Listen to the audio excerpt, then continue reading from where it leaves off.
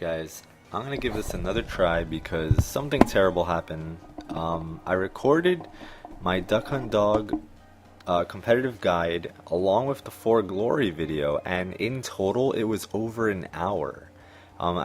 Duck Hunt Dog matches on For Glory are really slow, so that's why it took so long, and man, and all the videos got corrupted, so I cannot use them now, and I have to redo everything. So if this guide seems maybe a little rushed, or not rushed, but quicker than the usual, you'll know why. That's probably the reason why. But now at least I know what to say. As well as what I can say is, if you guys still want, I can upload, because basically the video is what's off. I still have all the audio intact, and the video is just like, you can barely watch it because it's really choppy. But if you guys want the original information, I can post that up too in a private link in the description. So if you guys request that, if you guys really want to know more and everything about Duck Hunt Dog that I possibly know, I can do that. Secondly, guys, XELANDRA on Facebook, XELANDRA Art, made some incredible commission work for me, and you can see it on my Twitter. She made a really nice Twitter banner and YouTube avatar, Twitter avatar for me. She does amazing artwork, and I really want you guys to go check her out. Just give her Facebook page a like, tell her JTail sent you. Let's give her some support, because she's an amazing artist and does great commission work for cheap prices. Like, her prices are very reasonable. So if you need artwork done, or you know anybody, check out her page. It's in the description, and as well as my Twitter if you're interested in following me. So please just check out her page, give her a like, give her some love, and I would really appreciate that. Tell her JTail sent you. Alright, so I'm going to get right into the guide, and hopefully the video stays in sync, in a good frame rate, and all that good stuff that's giving me so much trouble lately. Okay, so Duck Hunt Dog. First thing I want to talk about is his crawl. He has a pretty good crawl, and it might be good for ducking aerials. It does not go over Sheik's needles or Fox's lasers. Secondly, his running speed is actually really good. He's one of the faster characters in the game. Well, he's a duck. He's a dog. So yeah, so that's a cool thing. Some follow-ups: down throw into forward air, or short hop forward air into neutral air. At mid percents, this works better than not. See, so you have to fast fall the neutral air. So what you do is down throw, forward air, neutral air, and when you do neutral air, you have to hit down on the joystick so that he falls fast with it. See, so that's something cool. Out of all his throws, I believe his back throw deals the most damage, 9%. So you want to use back throw, 6%. Down throw is 5, and back throw and forward throw 8. So forward throw and back throw deal the most damage, but down throw gives you the most follow-up potential, in my opinion. If people air dodge, you get a free gunshots. Up throw maybe can work into up air. I'm not sure. I haven't tested this out, but definitely if you want just extra damage, pummel back throw. That's already 8 plus 6 off of one grab. So that's pretty good. And Duck Hunt Dog has a hard time killing. So next thing I want to talk about is the discs. You can actually throw the disc without blowing it up. It doesn't do much, but and then you can blow it up afterwards, which I guess makes for some interesting projectiles. But what I like to do is I like to throw the disc, blow it up, and then jump and throw the disc, because sometimes then people are going to jump over it.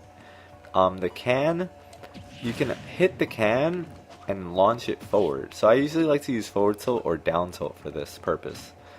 Jab doesn't really do much for the can. If the can blows up, both of you will get hit. Another cool setup I like is at the ledge, do the get up attack, and it throws the can across the stage. So that's pretty cool. It can catch enemies off guard. It's just another option, and could be a pretty good strategy. If Wario was anywhere, in the line of that, he would get hit by it. What else? So I talked about his throws. Oh, okay, so setting up into the can. one thing to notice is that the can will only go in the direction in which you lay it in. So for example, I threw it, this way. Now, no matter what direction I'm facing, it's going to keep going that way. See? So no matter what I'm doing, the can's going to do its own thing and go that way. If I set it up in this direction, it's going to keep going this way, no matter what I'm doing. Even when you have an opponent grabbed, you can still shoot the can with B. And it gets shot 9 times, I believe. 2, 3, 4, 5, 6, 7, 8, 9. And then you can't influence it anymore. So that's something to take note of as well. Now, about the can's direction. If I set it up to the left, and then I attack it, oops, well, that's going to knock it off. Alright, so I set the can up to the left. That means it's going to travel to the left constantly. But if I hit it, oops, if I hit it to the right, now it's going to be moving to the right no matter what I do. So if an opponent attacks the can or Duck Hunt Dog attacks the can in a different direction, now the can's going to be going that way. And it has to get hit by something else in order to change its direction. Another thing is that the can cannot be attacked in the air. It has to be on the ground first in order for you to influence it. So that's just another thing to take note of that you might find interesting with the strategy. These guys. This one deals 4 damage. This guy deals 7, I believe. Yep, 7. This guy deals 5, I think. No, that was 6. And this guy deals... oh, that was 5. He deals 5 as well. So, depending on which guy it is, it'll actually deal different amounts of damage, which is interesting to note. And it seems to be random, meaning I don't think there's a set pattern to it as to which guy is going to come out. But opponents can actually beat up this guy and get rid of him. But you can just bring out another one when you're done, when he dies. And you can put him out in the air also, so it can be a pretty cool, I guess, just way to cover space. You can kind of just add so much junk on the screen to make it impossible for people. Look at that. So that's a thing. His major kill moves though are forward smash, down smash, up smash, the can kills at high percents, back air, definitely up air, which I can probably do down throw to up air. Yeah, up air kills. It's the third hit of up air that kills, not the first 2. The first 2 just kind of lock your opponent in place. 1, 2, 3. Oh. Yeah, see? So up air is a really good kill move. His jabs can also kill as well. Not the 1, 2, 3. You got to get the pummel going by mashing the A button. Then you can just hold the A button and the duck will keep doing its thing. So something like that. And that last hit can kill eventually. Neutral air also I've gotten to kill. And possibly, no, not back throw. I think up throw also, but at super high percents. They have to be like near 200. So that's not going to be the most reliable way you want to get your kills. But mostly with Duck Hunt Dog, what I do is I use the side B a lot as a zoning tool. And then, I don't try and manipulate the can while playing because it gets confusing at times. You want to think about the can while you're moving also. Another thing is, when you release the can, if you try to move forward while shooting the can, you'll get forward B because you're holding side, right? So you can't actually influence the can while moving because you'll get side B. So what you can do is you can roll while influencing the can, which is actually a pretty interesting strategy I found, because the roll, while you're holding your shield, you can still shoot the can by pressing B. So that's an interesting way that I can see probably being really annoying. You set up the guy, set up the can, and then you can move using your rolls, and maybe even spot dodges, but otherwise you'll just get the disc if you try moving while setting up the can. But yeah, you definitely want to get comfortable with the can's arc. It's a really good edge guarding tool as well. So definitely you need to get comfortable with it, but Duck Hunt Dog is a very setup-oriented character. So one setup, as I showed you before, just like using the ledge getup, You know, that can be pretty strong, especially against taller characters. Another thing, hold on, let me put him in the middle, is I like to set up the can in one direction, and then I get on the other direction, and then maybe I'll down throw into the can, you know? So you really have to think a lot when you're playing Duck Hunt Dog, because his plays, see, I could have hit that, but I'm not a professional with Duck Hunt Dog. I don't, you know, main the character too much. But he's a good character. It just requires a lot of thinking. It's not easy, certainly not. So you can do cool stuff like that and then follow up off of it. Oh, his spike, I think he has one of the better spikes in the game. It's 2 hits. So the beauty about that is that you have a higher window for actually landing it. And short hop spike is actually really good. See those 2 hits? So if we're off stage and the first hit hits, that's it. Like, Wario's done. Oops, I missed that one.